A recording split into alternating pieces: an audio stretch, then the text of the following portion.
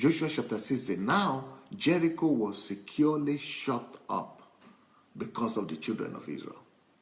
You know, I suppose that might be the situation that some of us are in right now, that it's like things are shut down in our lives. That just things are just shut up or shut down. As if against us, as if against you, some things are just shut down and shut up. As if, because here it says it was securely shut up, securely. As if nothing could happen, nothing will ever happen.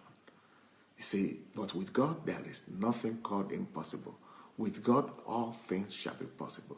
Especially if you can hold on to faith for as long as necessary. If you can hold on for as long as necessary, you know what will happen? That thing will move. That mountain will move.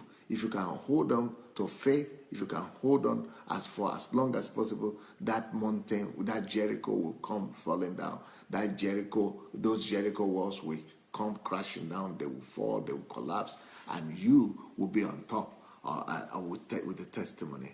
So now Jericho was securely shut up because of the children of Israel. So this was a plan against the children of Israel. This was a something that was targeted at the children of Israel. So maybe there is something that is targeted at you as well as you are watching this thing now. Maybe there are some things that are really directed at you, and maybe there are some forces that are, that are intentionally putting you down, and there are some attacks from the enemy that are really targeting you and that are really trying to break you down, break down your faith, break down your courage, and trying to destroy you right now. And it's like everything is just a wall. It's not just a wall, but there's a wall of Jericho. There is a wall that is, that no nation has been able to pull down. And so what do we do? How do we go about this? Well, you say, first of all, get yourself ready with your relationship with God. Make sure you are in peace with God. Just get to your place of peace. Find God. Get to a place of peace with Him. You could pray in the Spirit. You could just be praying, and then just make sure that you establish that contact with God in the Spirit, in your personal relationship. Once you are at peace in relation with God and in personal relationship with God, the next thing you're supposed to do is to ask God to open your eyes. Let God open your eyes to see what to do in this situation. Let God just open your eyes to see beyond those walls, and ask Him for it. And God will give you some understanding.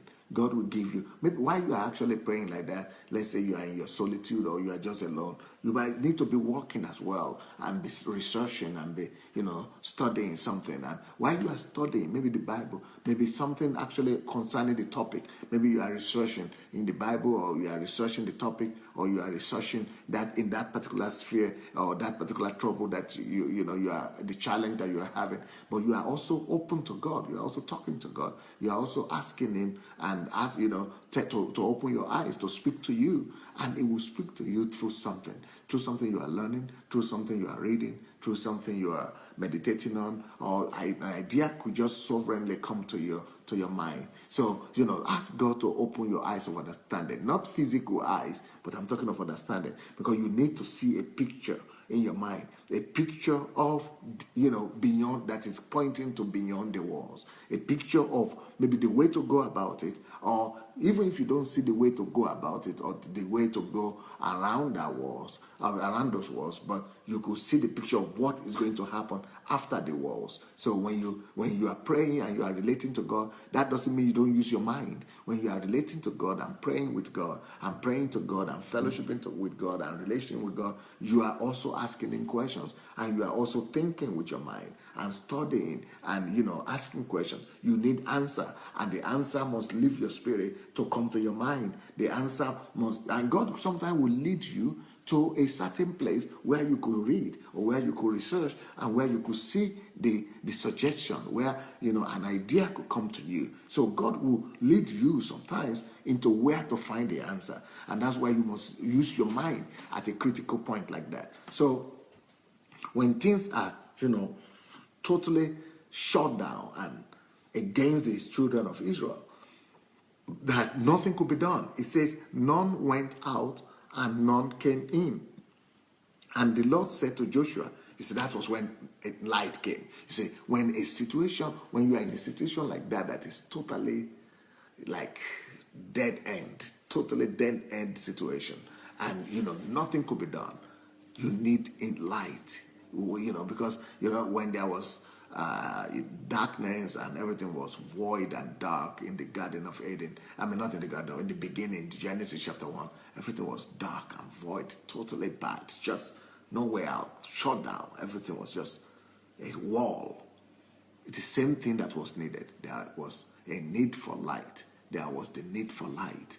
And so, because there was so much darkness, and wherever there is darkness, that's where Satan rules. Satan rules and reigns until light comes. Until light comes, Satan rules and reigns when you don't know what to do. When there is no understanding. So when you are praying, some of the greatest thing that could happen to you in your personal relationship with God is to be able to get understanding, to be able to get what to do, to be able to know what to do, to be able to get insight, to be able to get some light. So that's what happened in this situation.